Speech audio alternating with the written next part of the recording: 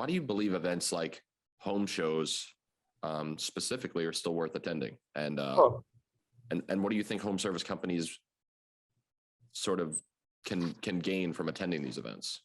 Oh, I guess they didn't tell you. I hate home shows. And I'll tell you why. Here's what I hate about them. And you're already thinking, oh my gosh, we're going to have to scrap this podcast. No, not yet. Don't touch that dial. Here's what I hate about home shows, okay? As an attendee or as an exhibitor. So as an exhibitor first, back in the day, what did we do? Oh, we set out the HVAC equipment, right? And,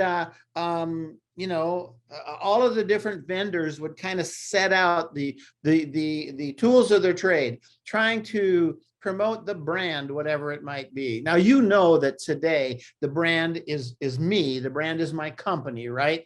So when we say promote the brand, we mean promoting our company. Well, back in the day, we would set a couple of big air conditioners there, all pretty and stuff. And then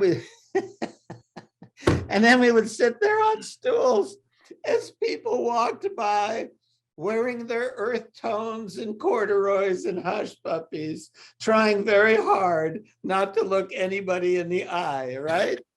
That's what I hate about home shows. Everybody is averting eye contact. So even now, if I go to a home show as an attendee, I may want to talk to somebody, I may not. Often I'm only coming to see one thing, right? I may go to a swimming pool a show, but all I'm looking at is a swim spa, or all I'm looking at is a hot tub. And what's the last thing I want? I've always said rule number one in business, everybody hates it if you try to sell them something. So how do you get their attention without turning on their sales resistance? Because if they think you're trying to sell, sales resistance goes up, they avert the eyes, and all they want to do is get past you. Their problem is they've got 20 booths they got to get past, right? Okay, so I went through all of that mess, and I did some things right, some things wrong.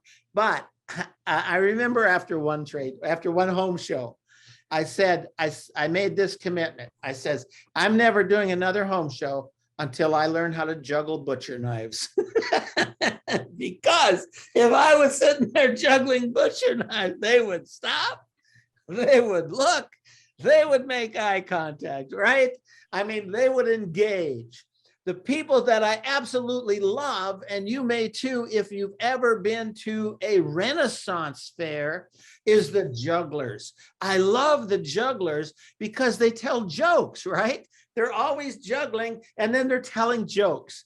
And if you've seen them once, you've seen them twice, it's kind of the same jokes, but you still love it, I've seen the same jugglers from Renaissance fairs make it all the way to the Tonight Show, stop telling the same joke. I love these guys. Okay.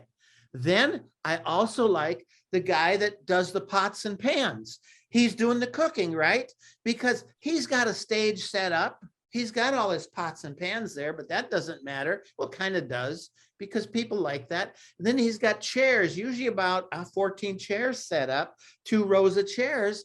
And what's he doing? He's sizzling. He's got something cooking, and now there's the odor. So they say don't sell the steak, sell the sizzle. Well, the nice thing about a home show is there's odor that can go with it to attract. So now you think about these things. How can you attract people to your booth? And when they get to the booth, how can they be engaged? And how can they really enjoy the engagement so that they'll like you?